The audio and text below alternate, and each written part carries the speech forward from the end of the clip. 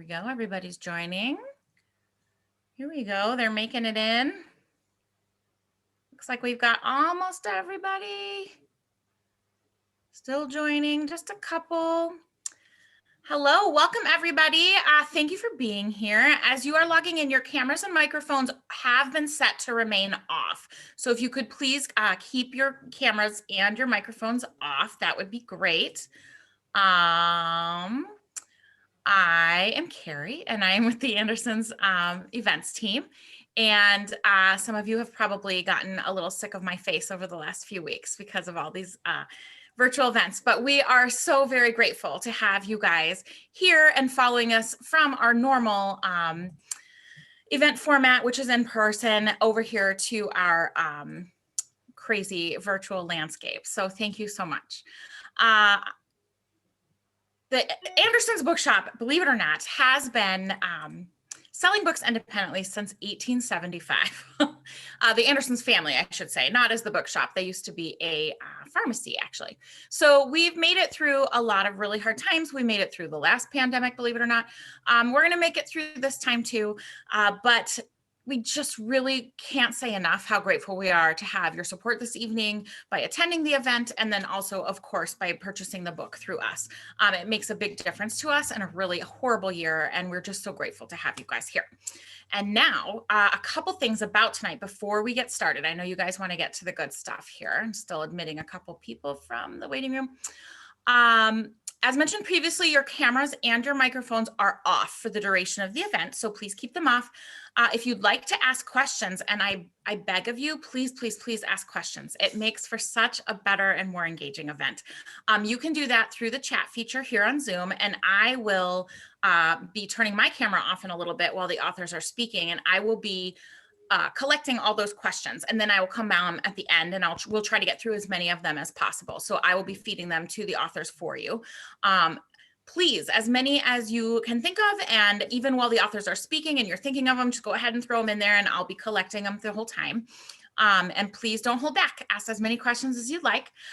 If you ordered a book for tonight, please know that you'll receive an email when it's either ready to pick up in our store or when it has been shipped out to you. We will send a confirmation email about that. And if you haven't ordered your book for tonight, or you'd like another signed copy because they make amazing gifts, I'll be putting info on how you can order more in the chat of the group. All right, but now on to the good stuff, I promise.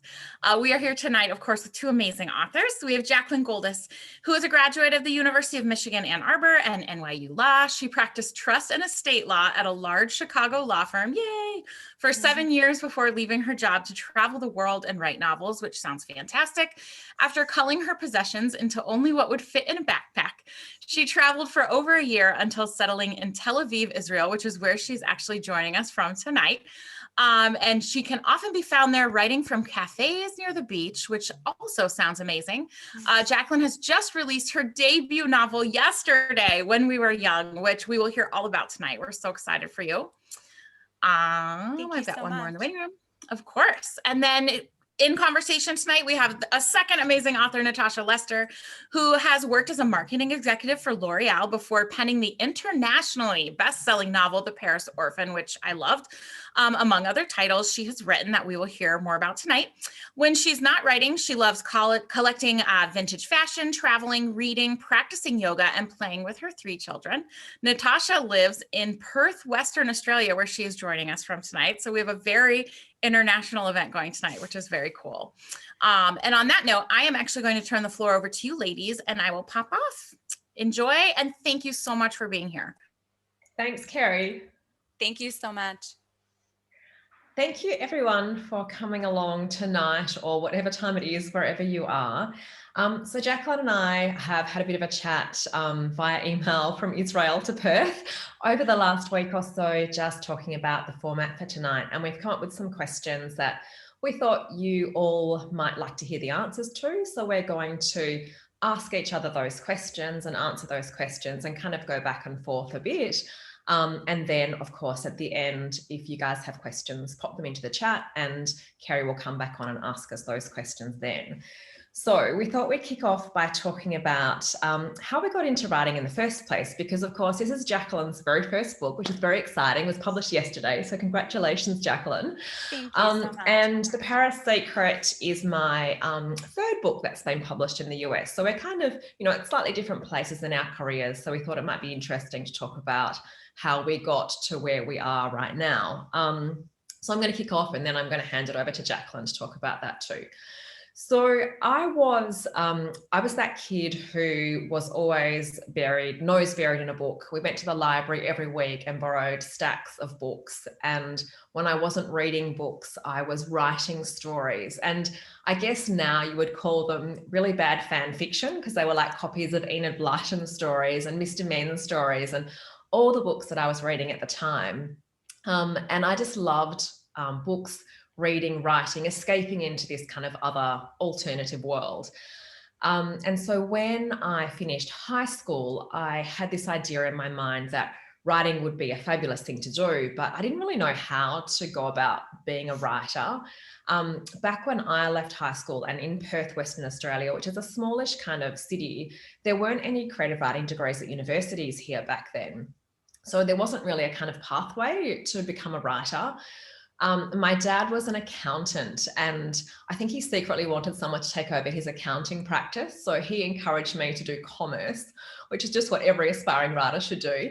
But I kind of majored in marketing and public relations, not accounting, because the marketing had a writing component to it. And I worked in marketing for about 10 or 12 years for companies like Harlequin Mills and Boon over in London. I was in their marketing department, choosing the handsome heroes for the front covers of books for a while. And I worked for L'Oreal, a French company, marketing Maybelline cosmetics and things like that, which was super fun for a young woman in her 20s. I had more lipsticks than anyone could wear in an entire lifetime. But that whole time I still had this writing idea in the back of my head, and I was still scribbling bits of stories, never finishing anything, but just still had this real passion for books and writing. And then we got to a place where we were living in Melbourne, which is on the other side of Australia to where I live now. And my husband had to come back to Perth for his job. And as he'd followed me to Melbourne for my job, it seemed only fair that I come back with him to Perth. So I had to quit my amazing job with L'Oreal, and I was, suddenly unemployed because I had to leave this job. And I thought, well, what if rather than just rushing to get another job, I did something different? It was kind of this moment that I don't know whether you get them very often in your life where you can choose to do something different to what you have been doing. So I went back to university, in fact, as a mature age student. I was the oldest person in my class, and I did a creative writing degree because they existed by then. And I just loved it. And I guess I wanted to find out whether I was any good at writing and whether I would actually really enjoy it once I kind of committed to it.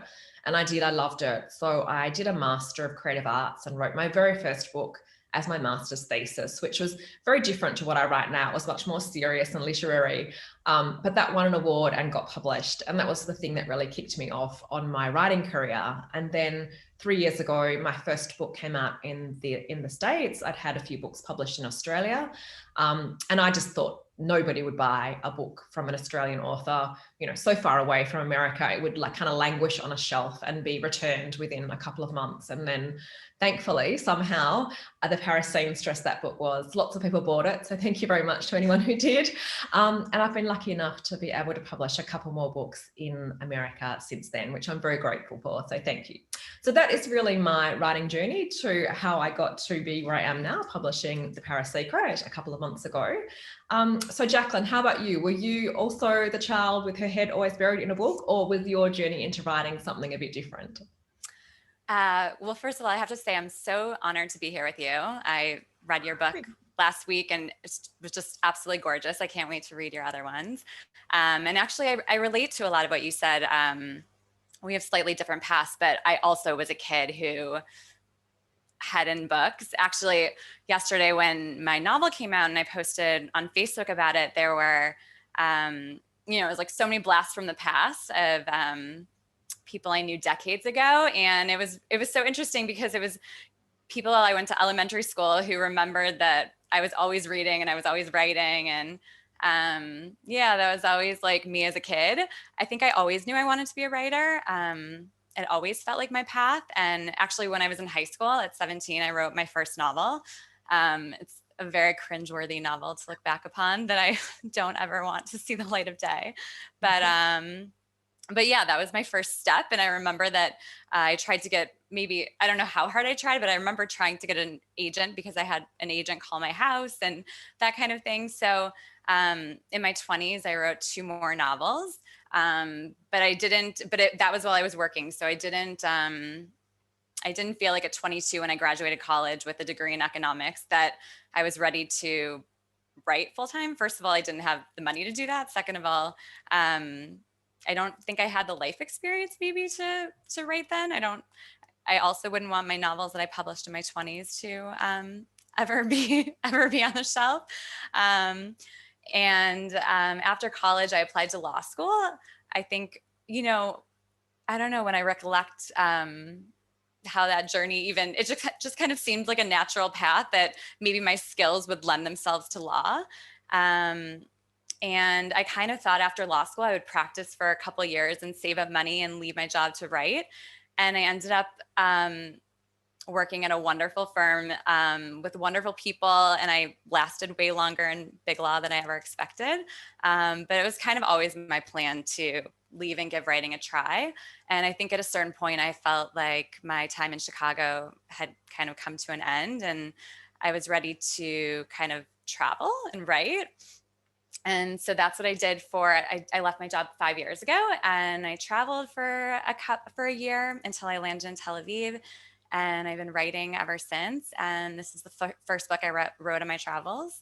And it feels like I'm doing the right thing now. So yes, I relate to a lot of what you said about as a kid. And when you said Enid Blyton, an Australian friend of mine just told me to read that because I'm very into kids' books, and I'm writing a kids' book now. So that made me smile. So I think we'll move on to our next question, which is to give a brief summary of what our book is about and talk about what inspired us to write the book. And the inspiration behind the story. So I will answer first. And here is my book, which just came out yesterday. My book is about a bride just before her wedding, when her old love comes back to tell her why he really broke up with her the last summer that their families vacationed together on Corfu, which is a Greek island. And meanwhile, the girl's grandmother begins to correspond with a lover she had during World War II on the Greek islands when under the Nazi occupation. And so the book spans World War II era Greece to present day Florida, where the wedding is taking place, as family secrets abound and unravel, and second chances appear for paths not taken. And I find that the inspiration for books come to me like a few different ideas, and then I just somehow mesh them together. And that was this book. And so actually the first kernel of kind of inspiration I had was when I was on vacation in Jamaica, and I saw 2 kids playing together on the beach. And one of the kids was leaving. His family was going back home. So he said goodbye to his friend. And as he was running away, he told his mom, I'm really going to miss Mason. And I don't know, I just had this idea of 2 families who vacation together every summer, but there's like a secret between them. And the 2 kids kind of playing together were somewhat of an inspiration for the 2 of the characters in my book who spent every summer together.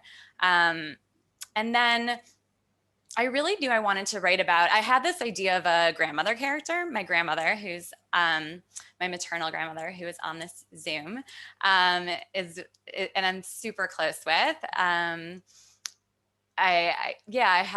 had some idea of a grandmother character like that, but then I wanted it to be a blend of my maternal grandmother and my paternal grandmother, who escaped the Nazis on the last train out of Ukraine during World War II.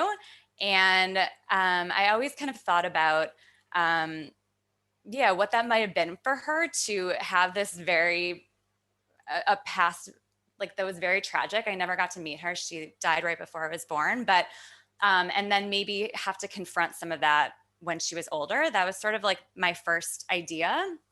And I really wanted to write a World War II story, but not something that had been really explored. I feel like there are a lot of stories about Poland and Germany and even France and Italy. And I don't know, I was kind of drawn to the Greek islands. I didn't want to write a book set in Ukraine. But as I started to explore, I'm Jewish. I had and I went to Jewish day school growing up, and I live in Israel. And I had no clue that the Nazis had occupied the Greek islands. So immediately that was really fascinating for me. And as I continued to kind of do some research, I settled on Corfu for various storyline reasons. But yeah, that was kind of how the book sort of initially formed. And so, Natasha, I'll turn it over to you and ask you. That's so fascinating. And it's really interesting. I love the way you said that the inspiration often comes from lots of different ideas mashed together. And that's really how it works for me too. Absolutely. But yes, I mean, I absolutely loved the Greek war setting of yours, because you're right. There are so many other locations that have had lots of stories written about them, but I haven't read anything set in Greece during the Second World War, and I found that absolutely fascinating. So it is such a wonderful story. So everyone should definitely grab a copy thank you. if you haven't already got one. So my book is, so basically it's about a young woman, so it's called The Paris Secret, and it's about a young woman called Kat who discovers a collection of haute couture Dior gowns hiding in the wardrobes of her grandmother's abandoned cottage in Cornwall. And there are 65 gowns in total, one for each year, dating back to Dior's very first collection in 1947. And Kat has no idea how her grandmother could have come by such an astonishing and priceless collection of Dior gowns, and why she's got them hiding in the wardrobe of an abandoned cottage in Cornwall. So she kind of sets out on this quest to find out what happened to her grandmother, because her grandmother's quite reticent to talk about it. And it takes Kat back to Christian Dior's very first showing in 1947, and there is some connection between that and her own grandmother. And it also leads Kat to discover that there's a link between Christian's sister Catherine Dior and her grandmother, and a group of amazing female pilots in the Second World War. And as Kat begins to uncover all of these connections between her grandmother and these people she knew nothing about, she begins to wonder whether she actually does know her beloved grandmother as well as she thought she did, and whether perhaps she should just leave the past well enough alone, or whether she should continue to explore what happened in her grandmother's past. So that's basically what the book is about. It is a dual narrative with a historical storyline and a contemporary storyline. And I guess the thing that really kicked off the initial inspiration for the book was the story of Catherine Dior, Christian Dior's sister, because of course, most people have heard of Christian. If you asked anyone to name a famous couturier, Dior is probably one of the first names most people would come up with. But Dior's sister Catherine worked for the French Resistance during the Second World War. And she was doing some amazing, important work for the resistance until she was captured by the Nazis in July 1944. And was deported to Ravensbrück, a women-only concentration camp in the east of Germany, where she suffered terribly, but was lucky enough to escape the camp in April 1945 at the end of the war, very unwell, emaciated, barely alive. And she made her way back to France and back to Christian. And after the war was awarded a Légion d'honneur for her work from the French, and also a King's Medal for Courage in the cause of freedom by the British.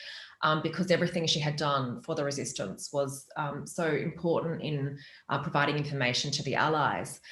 And I was just really struck by the fact that here was this woman who had risked her life for freedom, and she'd been forgotten by history. And yet her brother, who did make, amazing dresses, I am a Dior fan myself, he is the one we remember and revere, when arguably, really, Catherine is probably the one we should be remembering and revering. And so that was what made me want to, I guess, bring Catherine back to people's notice, and to write her into a story, and to say, this is an example of the kind of women that we let history forget. And I don't think we should let history forget these women. Let's celebrate them. Let's make sure more people are aware of their courage and their bravery and the fact that they fought to give us the freedoms that we have today. So she was really my way into the story, I guess. But I quickly discovered that there was very little about Catherine on the historical record. So I needed to bring some other ideas into the story. And I had, when I was researching the Paris Orphan, discovered this amazing group of female pilots who flew the RAF's planes during the Second World War. And again, you know, a lot of people didn't know about these women and what they did. So I kind of managed to pull them into the story as well. And I know it sounds like a collection of oddities, Catherine Dior and women flying aeroplanes and, you know, abandoned wardrobes of couture, but that's what my mind kind of likes, finding the common thread amongst things that don't seem as if they actually could go together. That's, you know, a fun challenge, I guess, for me. So that was really, I guess, where the story started from. You know, like one small thing kind of kicks off into this much bigger story than what you could possibly have imagined when you were seeing those kids playing on the beach. Yeah. I loved that, by the way, about yours. Like, it was finding out the mystery of how they all connected. I thought it was so intriguing. Yeah, that was fun to write. I think it nearly killed me at times trying to make it come together, but that's part of the fun of it, isn't it? So I thought we would talk about, you know, given that kind of segues nicely into what research we actually did, because I know you must have done, and you talked about, you know, living in Corfu for a while and doing lots of research into that sort of Second World War story in Greece and lots of other elements in your book as well. So I'll kick off with what research I did, and then I'll pass it back to Jaclyn. So this was back, I was researching this book back in the day when international travel was a thing that people did, not a fond and distant memory, which was lucky, because I needed to do a bit of traveling. So first of all, my first research focus, I guess, was Catherine Dior and wanting to find out more about her. So I went to the Dior's ex-family home in a little town called Granville in the north of France, in Normandy. And there was lots of photos. Like, here's a photo of Catherine, which I took at the museum there. Wow. This is Catherine Dior, Christian's sister. But there was very little about her, as I said, on the historical record. And it's very hard. She didn't speak about her war experiences at all after the fact. I read Dior's autobiography, and he mentions her a couple of times, just the fact that she suffered terribly during the war. And that's really about it. He doesn't talk about her either. It was very common for women, especially post-war, not to talk about their experiences. But it makes it hard, obviously, as a researcher. But then I went down to Paris and went to the Musée des Arts Décoratifs, where they were holding an exhibition of Christian Dior's gowns. And of course, I went there and I snapped lots of amazing photos of beautiful gowns that appear in the book, like this beautiful red one that I let my character, who's a fashion conservator, wear out on a date, because if I owned that dress, I would absolutely wear it out on a date. And dresses like this beautiful, fun pink one, which is also in the book, and this gorgeous 1947 red silk dress as well.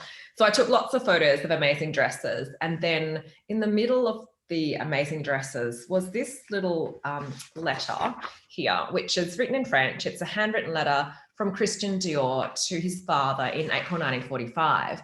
And he's writing to his father to tell him that he's just heard that Catherine has escaped from the concentration camp and that she's on her way back to France, and he's going to meet her and a couple of friends who've escaped with her at the border and bring her back home. And it was like this first piece of, you know, concrete primary evidence that, you know, Catherine really did have this experience, and, you know, he was this letter in Christian's own hand. So, you know, as a researcher, that was this quite remarkable experience. So while everybody in the museum is, you know, looking at the beautiful dresses, I'm standing in front of this tiny little letter going, oh my God, this is so exciting. So that was, you know, so there were small pieces like that I kind of discovered on the way, which were fabulous. I also, I wanted to touch a Dior gown because I wanted to see what it was like on the inside, because obviously in a museum, you usually only see the outside and the exterior of them. And Kat, the character in the contemporary storyline, is a fashion conservator. So I wanted to kind of understand how a conservator might view these pieces. So I emailed a museum here in Australia, in Sydney, And I mentioned that I was, quite keen to have a look at their collection of Dior gowns. And luckily enough, the fashion conservator there was reading my book, The Paris Seamstress, at the time I emailed, in this amazing serendipitous stroke of luck. So she invited me over and I spent a day in their archives. This is a photograph of my blue gloved hands. And you can see maybe the label there, it says Christian Dior. This is a Dior gown from the 1940s that I was able to, it really examine from the inside out and see the amazing architecture and artistry of the gown. So I had lots of really quite incredible research experiences writing the book. I think, it's actually a really real privilege to do that kind of research and to discover these things and be allowed to have these experiences that otherwise I would never get to have. So I love the research almost as much as the writing, I suppose. Yeah. So how about you, Jaclyn? I'm dying to hear about the research that you did for your book too. Wow. I love what you just explained, because I also think, researching for books is just a way for us to follow our curiosities. Like, our curiosities always inform the book, and it's fun to just think of what we're interested in, because I can tell with you, fashion, I love fashion. So that was really interesting for me to hear. And I could tell when I read your scenes about Kat as the conservator that you had definitely done a lot of research, because I was amazed at the detail. Well, for me, I went to Greece. I spent 3 weeks in Greece. Well, actually, first I read a lot, because, like you said about how not a lot was known about, Christian Dior's sister. For me, not a lot is known about the Jews of Corfu. There were 2,000 Jews of Corfu before the war, and then when the Nazis came, 200 escaped and hid with Christians, and 1,800 were sent to Auschwitz, and only 100 of the Jews of Corfu survived Auschwitz. So after the war, maybe 300 Jews of Corfu, and now maybe 20 live on the island. And so really not much is written about them. And I think that was my biggest stumbling block of research. But I went to Greece. I went to the Jewish Museum in Athens, which really helped. And then being on Corfu was very helpful for sure for taking in the atmosphere of a place. I think it would be very difficult for me to write about a place that I haven't been to. I know some people do it and do it successfully. I don't know that for me that would work. I actually have some pictures of the synagogue in Corfu, which was like a very pivotal, wound up being a very pivotal location. Actually, in the synagogue, there's the aisles kind of face each other, which is really unusual for a synagogue. And then this was the bima, but it was completely restored, apparently how it was in the 40s. And my historical story kind of starts and ends in that synagogue. So I felt it was very special to be there, and to think about what happened there. But once I left Corfu, to be honest, I was still confused about kind of adding flavor to the story, because I couldn't speak Greek with anyone. There was like one older gentleman I was able to locate at the synagogue, and so really my work kind of began when I got home, because I think you have to kind of see what the scope of your story is before you can kind of dig into the nitty-gritty of the research. But I ended up finding, wow, I spoke to so many people. It was like kind of like a breadcrumb trail. One person leads to the next person. And I posted in Facebook groups of Greek Jews. Actually, there are some Corfu Jews who settled in Israel. So I was able to talk to kind of descendants of Holocaust survivors, because of course now, there aren't as many left. Yeah. And people were so generous, and it sounds like you found that too, want to share their experiences, want to help in any way they can. One gentleman shipped me over a CD documentary from Greece, and that was really helpful. So kind of all the holes in my research filled in that way. I also watched, actually, because there's such limited information about Jewish life in Corfu, I ended up watching the Durrell series on Corfu, and it wasn't about Jewish life, and didn't take place during the war, but it was, it's kind of like pulling in all those those details. And then I guess we're writing fiction. So at some point, you know, we can take artistic liberties. But yeah, that was my research experience.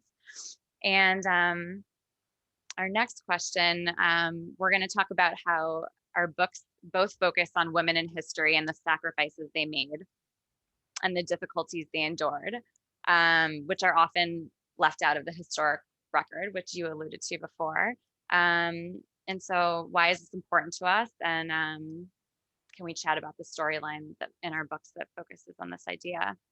For me, I think I mentioned that my paternal grandmother was a really big inspiration for me. And as I think about her life, it's very crazy for me to think about, because when she was maybe 7 or 8, she was hiding in an attic, escaping the Cossacks who were like plunging through her Ukrainian town. Then, you know, she had 2 kids and World War II came and her first husband went off to fight and he was killed. She escaped the Nazis on the last train out of Ukraine. Meanwhile, her parents and other family members were murdered by the Nazis in mass graves. You know, so she returns with her children after the war. She married another my grandfather, and he died 7 years later. And you know, she's dirt poor. And anyway, she just had, you know, a lot of tragedy in her life. And I never got to meet her, but I kind of think about what that must have been to live with all that.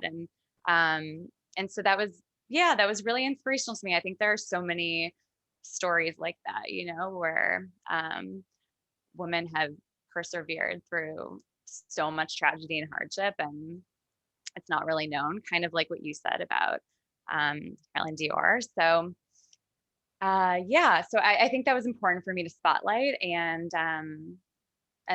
really that was my inspiration. Yeah. So I'm turning it over to you.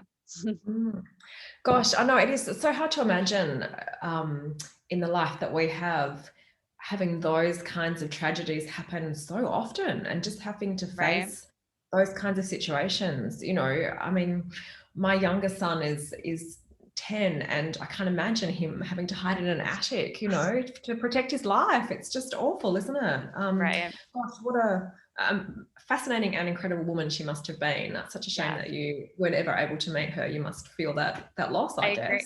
Actually, I was named after her. I forgot to mention that part. Oh, So it's like a special connection, you know? Yeah. Yeah.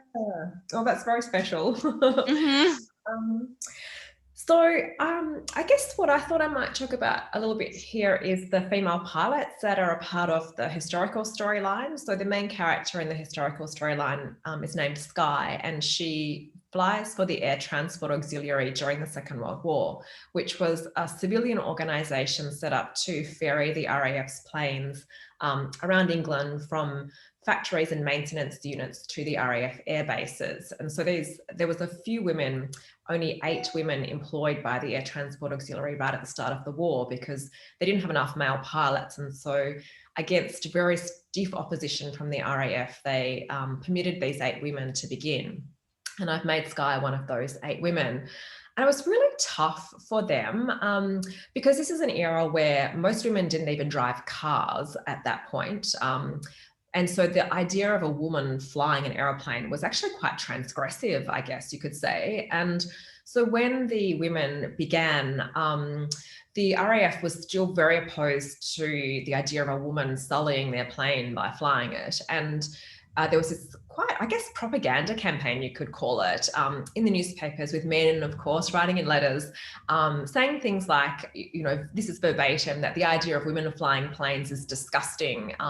When a woman has not even the intelligence to scrub the floor properly, how can she possibly have the intelligence to fly a plane? And so these women were doing this work that was putting their life in danger. They were, you know, getting shot at by the Luftwaffe when they were flying the aeroplanes around. They were flying without radios and without navigation instruments. So they often got stuck in cloud and flew into mountains and died, or ran out of fuel and crashed in water.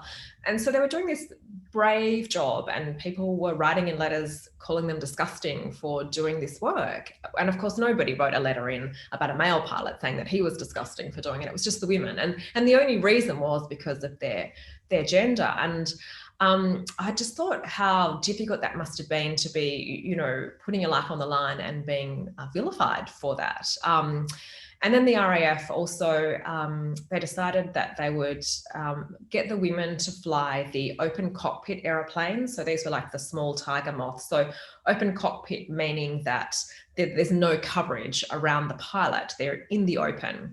And they would get the women to fly these open cockpit aeroplanes to Scotland during winter. So from sort of air bases down near Southampton up to Scotland in winter, in minus 30 degrees wind chill, freezing conditions. All the women had were flight overalls, a helmet and sheepskin boots to keep them warm. And they would be so cold by the time they got to Scotland that they actually physically couldn't move their limbs to get out of the plane, and then have to be kind of scooped up and lifted out by the male engineers. And the RAF would, of course, try to use that as an excuse to say, oh, women aren't capable of doing the job, you know, despite the fact that nobody, not even a man, could have moved out of the aeroplane at the end of a flight like that. And so the women would be lifted out of these aeroplanes. They would then have to, while they're still freezing, change back into their skirts because they weren't allowed to go out in trousers. Then they would get on the overnight train from Scotland back down to England, which stopped all night long because of disruptions due to the war. And they would arrive at about 5 or 6 o'clock in the morning back, ready to basically start work all over again and fly back up to Scotland and freeze to death all over again. It's just this amazingly unendurable path that they followed. But you read all their memoirs and they just state it as fact. They don't complain about it. They're not angry about it. It was just what happened. And I think that's almost the worst part of it, the fact that they just understood that they had to just get through it, and that to complain about it or protest wasn't going to get them anywhere, and that actually just doing it quietly and with dignity was the best way to go about it. And I just found that really impressive, and I have the utmost respect for these women, and I loved writing about all of those different incidences and events in the book. And one thing I do love is, you know, readers writing and saying, wow, I had no idea these women did this, and they were amazing. And I've gone and Googled them and looked them up. And I love that, you know, what you write about in your book sometimes lives outside the story. And I'm sure you'll find that too, Jaclyn. There'll be people, you know, emailing you, all these, you know, people that you're probably looking for in your research who will email you and say, oh, I experienced this part of your story and that. And I'm sure that'll happen. And I'm sure you'll love that too. It's really quite special. Wow. Yeah. So I think we've got a couple of minutes before we flick over to questions. So maybe we'll just do one more quick one. And this is a fun one. We thought we'd talk about a really fun location that we visited or wrote about for our story and how we incorporated that. And I thought I'd just talk very quickly about Cornwall, which is where Skye lives in the book and where she comes from. And I wanted Cornwall because Skye's quite a wild kind of character, and I wanted somewhere as a wild backdrop to her kind of wildness. And I didn't know what town I wanted though. So I went to Cornwall and I hired a car and I drove all around, driving into every town I came across, looking for the perfect place to set my book, knowing I had this vision, and I just needed to find whether it existed or not. And after lots and lots of disappointments, I followed this sign to a town called Porthleven that I'd never heard of. And the first thing I saw was this really desolate pier jutting out into the water. And I thought, oh, that looks really interesting and like it has a bit of a story.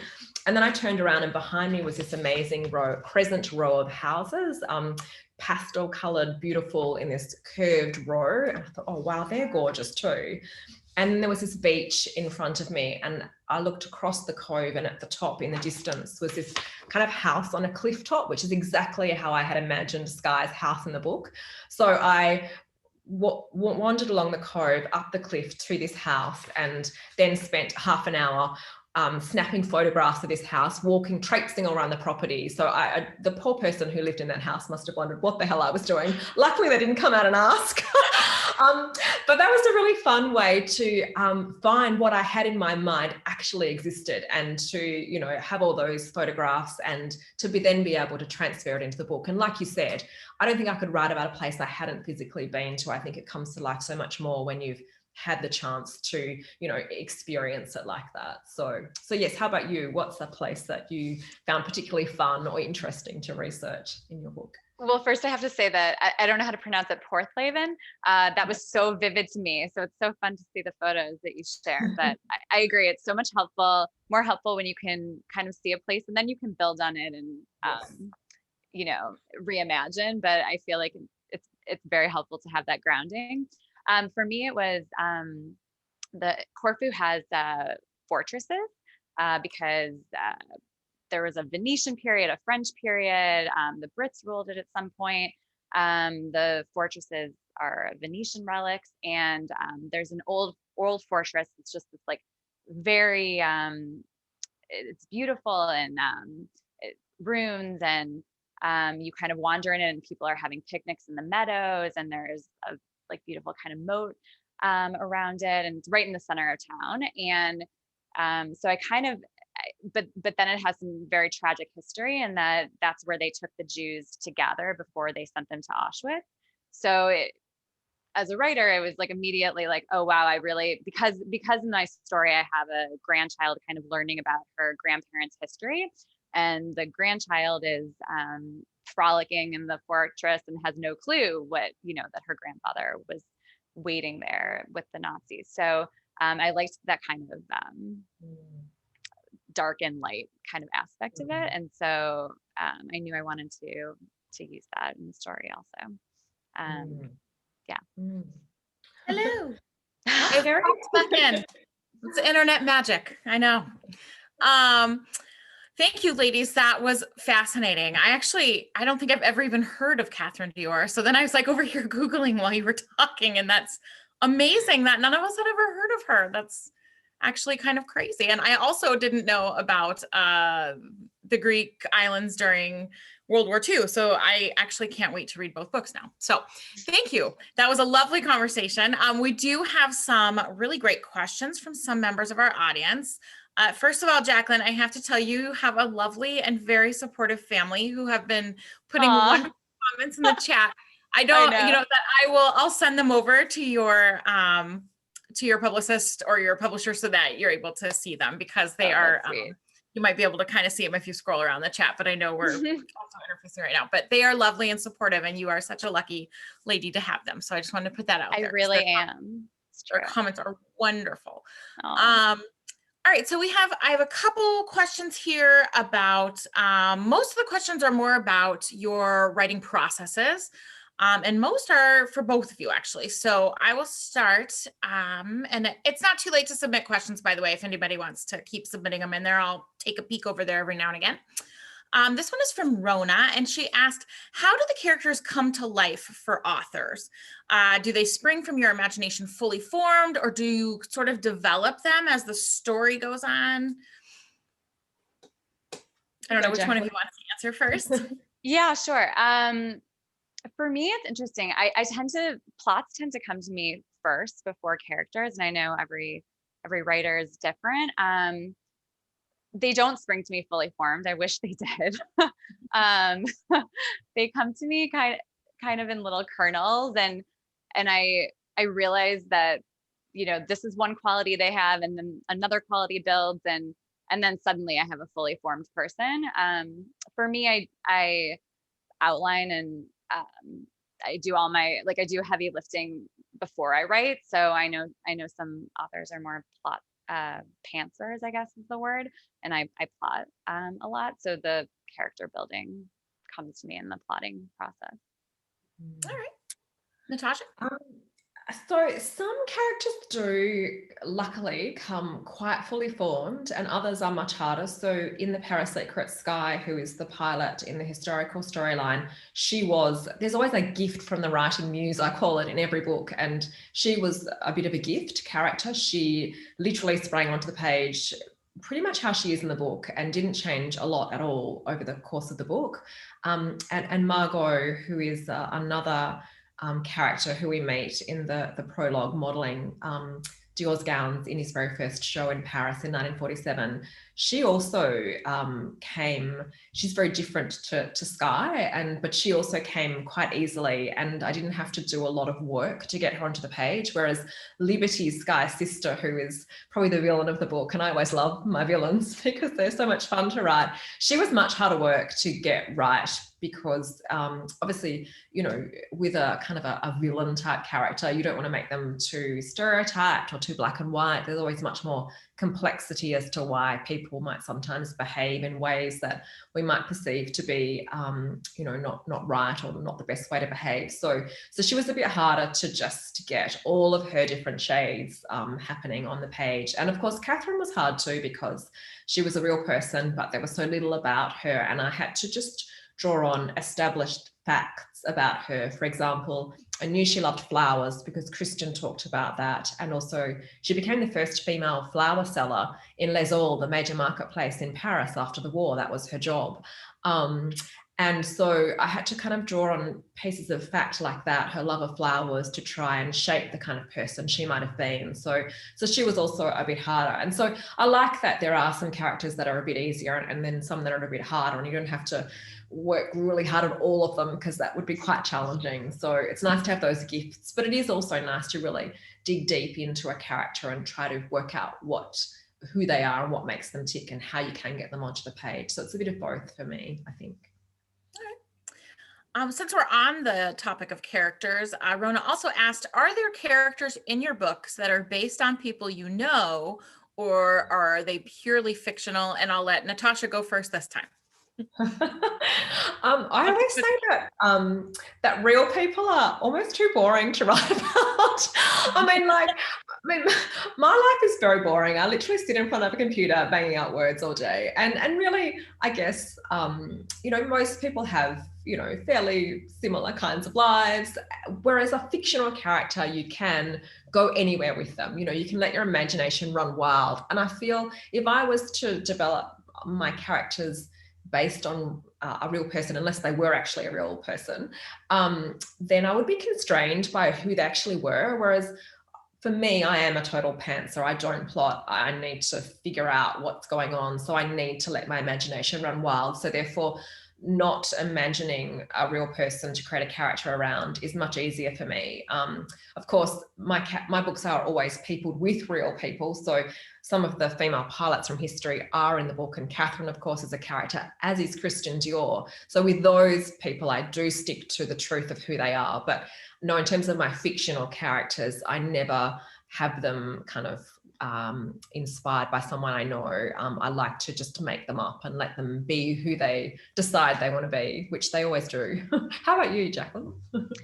Well, I agree with you. I think it would be very hard to be constrained to a real person. I think it's funny if you ask people who know me, you know, they'll of course say this character is that person and that character is this person, and you know, frustrating.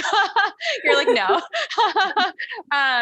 I think, you know, what do they say, that your first book has like the most of you in it. So I think that my main character, Joey, in my book certainly does have some me in it. You know, she was a lawyer who left her job to be an artist.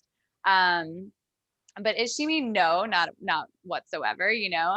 So I think people see those kind of glaring similarities and then they want to pinpoint it. But no, and then I also have, you know, a grandmother character that, as I said, you know, I was inspired by my own grandmothers, but she takes on a life of her own. And I think that's the fun. Like, it's so fun to have characters show you who they are and what they want to do. So they really do take on a life of their own. We get that answer a lot, actually, from authors who say, like, they even sometimes are surprised when the character takes a turn they weren't expecting. And I always think that's such a neat like process that you guys must go through. Okay, this question is from Allison, and Allison asks, it sounds like you each have books that you wouldn't consider publishing.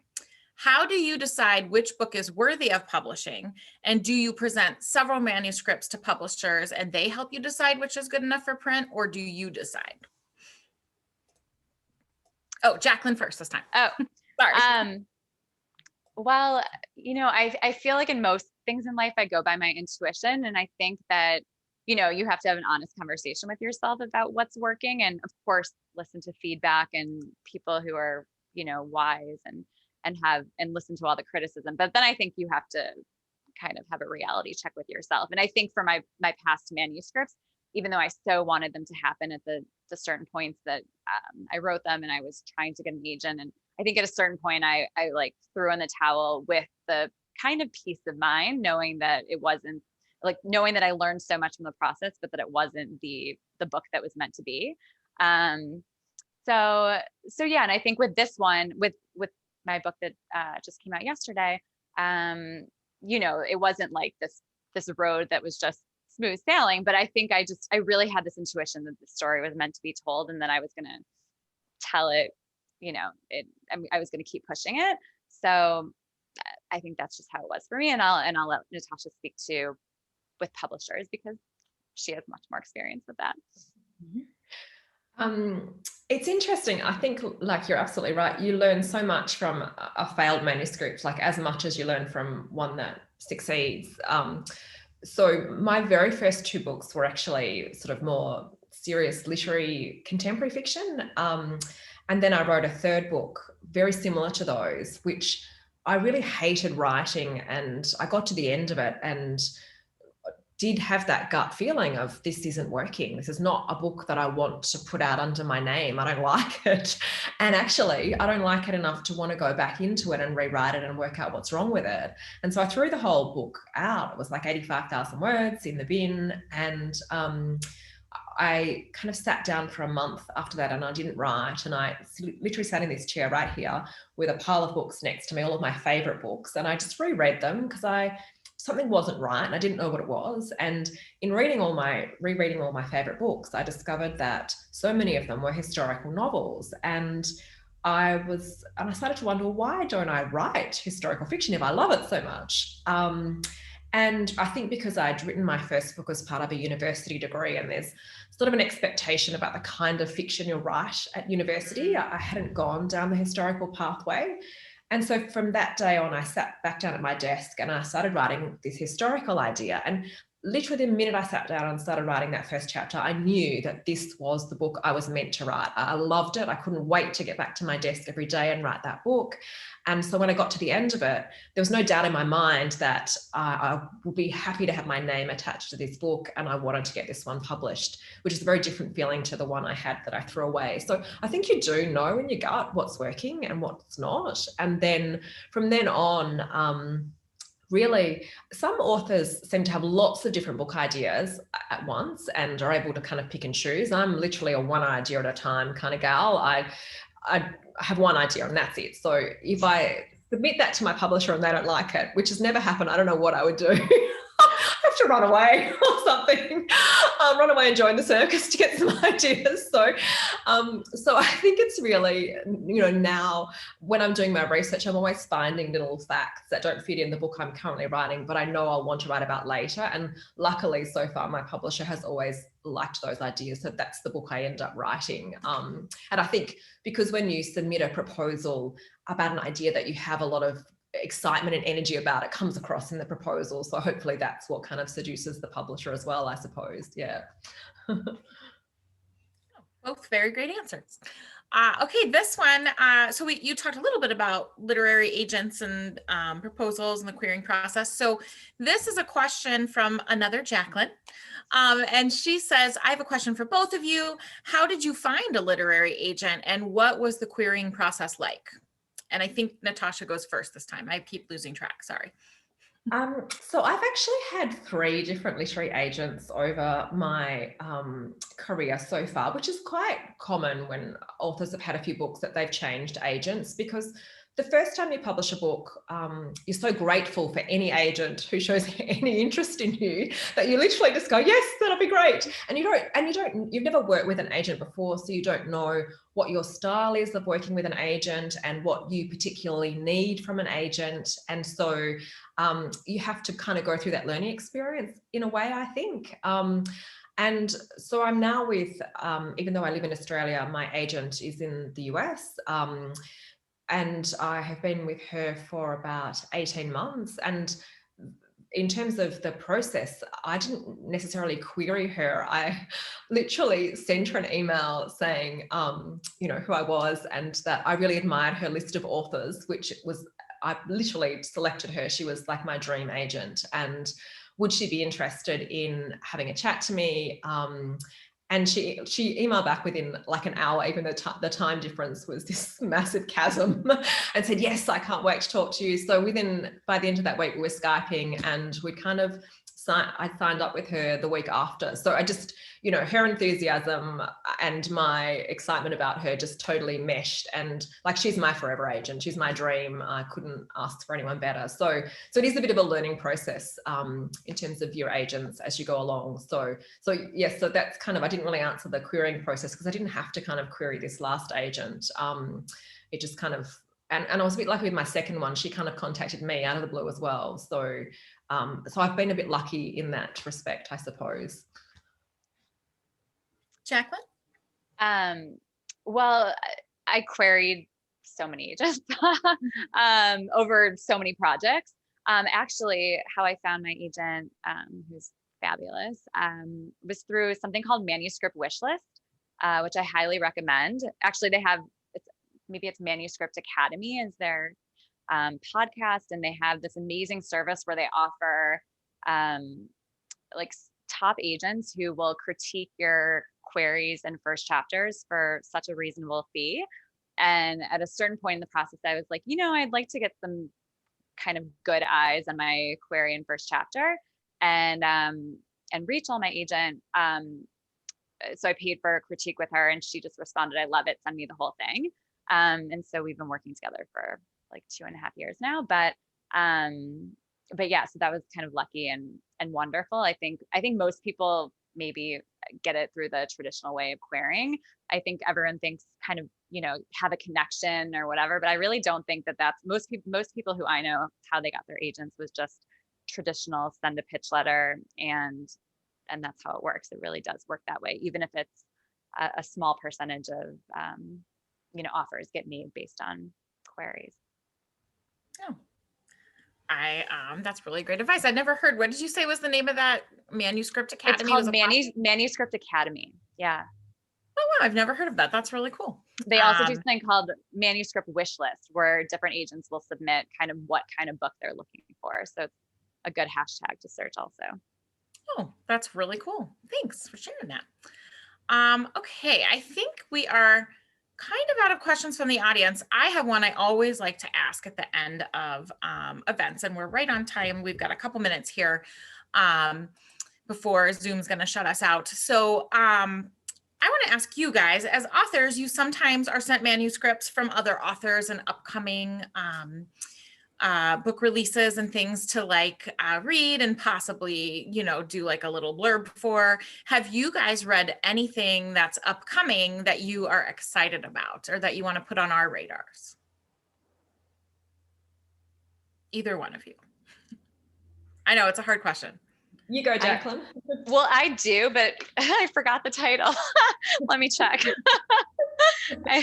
There's an amazing book that just came out last week, and I'm so into it already.